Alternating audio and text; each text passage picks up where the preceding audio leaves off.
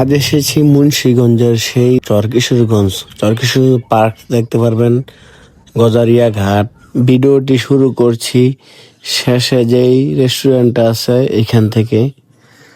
তো চরকিশোরগঞ্জের এই রেস্টুরেন্টগুলো বর্ষাকালে আরো অনেক সুন্দর লাগে। সামনে ঈদের মধ্যে আপনারা চাইলে এই জায়গায় ঘুরতে আসতে পারেন। অনেকেই এই জায়গায় আসতে পারেন নাই।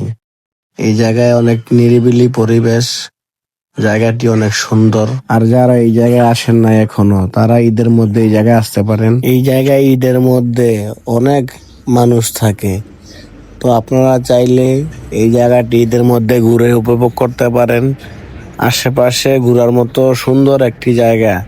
আমিও এর আগে অনেকবার গিয়েছি, আর আজকে আপনাদেরকে ভিডিও করে দেখালাম।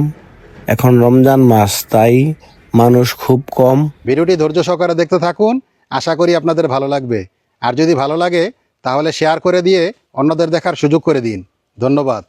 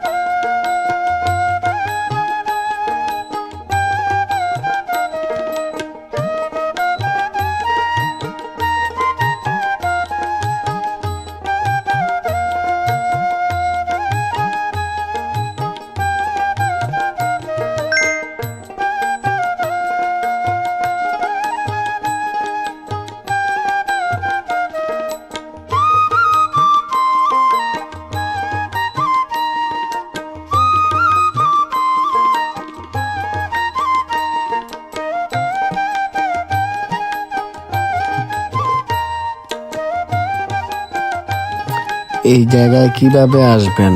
যারা নারায়ণগঞ্জ ও ঢাকা থেকে আসতে চান, আপনারা প্রথমে মুক্তারপুর ব্রিজ পার হবেন। মুক্তারপুর ব্রিজ পার হলে ওইখানে অটো বা সিএনজি স্ট্যান্ড আছে।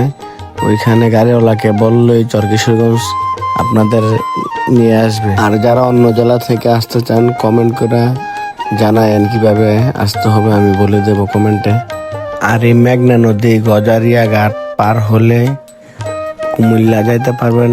দর্শক, এই চরকিশোরগঞ্জ এলাকায় কার কার বাড়ি আছে কমেন্ট করে একটু জানাই দিয়েন।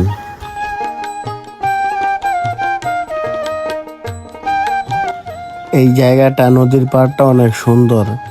এখানে ঈদের মধ্যে আপনি জায়গা পাবেন না দাঁড়ানোর, এত মানুষ আসবে।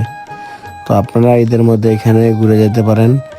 এই জায়গায় ছবি অনেক সুন্দর হয়, পানিতে সবসময় ঢেউ থাকে, কক্সবাজারের মতো একটা ফিল আসে। পুরোটা জায়গা এরকম।